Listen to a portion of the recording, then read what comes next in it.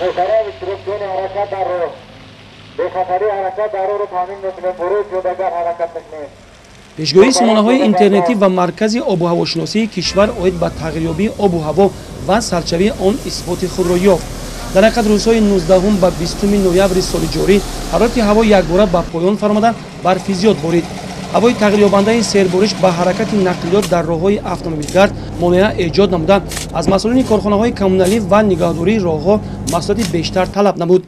کارمندان بخش بازرسی دولتی اتومبیلی شعبه وزارت کارهای داخله در شهر ترسونزاده برای پیشگیری صدمه‌های نقلیاتی و حادثه‌های ناخوش بین پیاده‌گردان کارهای فرماندهی گذرانده نوبت‌داری شبانه‌روزی تشکیل نمودند. در دوام این سردی و خنکایی که گذشت تا امروز در شعبه بازرسی دولتی اتومبیلی و در حدود شهر ترسونزاده یگان خیل صدمه‌های ناخوش نقلیاتی به قید گرفته نشده است. این هم با تشبث کارمندان شعبه بازرسی دولتی اتومبیلی بود که کار را در این سمت پرزور کردند و کار را ثمرناک در همه سمت‌ها ثمرناک استفاده بری قوای کاری را بردیم، ثمرناک استفاده بردیم. در این روزهای سردی تیرماه کارمندان اداره‌های کمونالی شهر ترسونزاده نیز زیر تشویش بودند.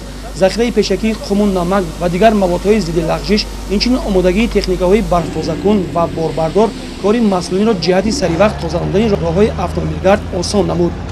عین حال در کارخانه ما 3 автомашин که راه‌های اتومبیلگرد تازه میکنند آماده است.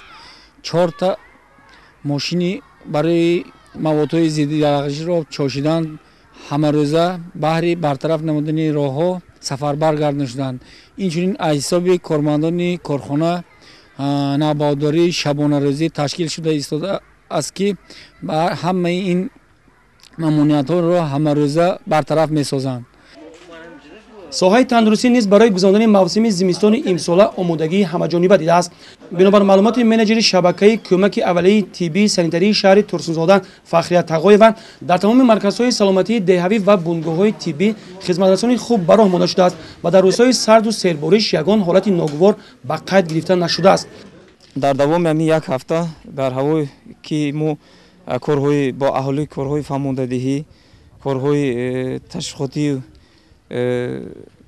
تفقاتی گذراندیم و البته در دوام یک هفته از سنه 19 تا 25 که در این چاره‌بینی از طرف تمام مؤسسه‌های کمک اولیه طبی سانیتری یگان گونه حالت‌های فوق‌العاده یا که با بیماری به قید گرفته نشده است.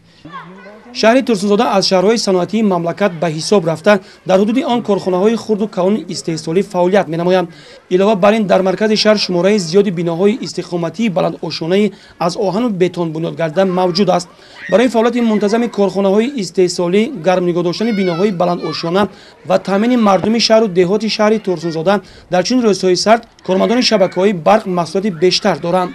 طبق نقشه چاره‌بینی فعالیت کرده ایستادیم که عین حال اهالی با قوه برقی دائمی تامین است. یگان صدمه تکنولوژی نداره. هنگامی صدمه تکنولوژی میآید از طرف رهبرت کارخانه و از طرف کارمندان شبکه برق ترسونزاده سر وقت رفته برطرف نموده اهالی را با قوه برقی خوش صفت تامین می‌نمود. عین حال یگان صدمه تکنولوژی نداریم در شهر ترسونزاده. نوابسته از آن که معما و مشکلات راه‌ها و دیگر سمت‌های فعالیت خواجگی خلق از جانب مسئولین صاحب برطرف می‌گردند، کمیته حالت‌های فوق‌العاده کشور مردم را آگاه می‌نماید که احتیاطکار باشند تا روزهای سرد و سیربارش را به ضرر پس سر نمایند. عین حال با دستگیری مؤسسه‌های منزلی و کمونالی، مؤسسه‌های دولتی اوید و استفاده بری راه‌های اتومبیلگرد شهر ترسونزاده و دیگر مؤسسه‌هایی که وابسته به پیشگیری و برطرف کنی حالت‌های فوق‌العاده بودند چاره‌های ضروری اندیشیده شده است. در اساس نقشه چاره‌بینی‌ها عین حال از جانب مؤسسه‌های داخلدار شهر ترسونزاده کارها اوید به پیشگیری و تازه نمودن راه‌های اتومبیلگرد رفته ایستاده است. موافق معلومات‌های پیشکی روزهای سرد و سیلبارش 19 و 25 نوامبر در موسم تیرماه و زمستان سال‌های 2016-2017 آخرین نیست. از این خاطر ساکنان کشور را می‌باید برای پس سرد نمودن موسم سرمای امسال همه‌جانبه آماده باشند.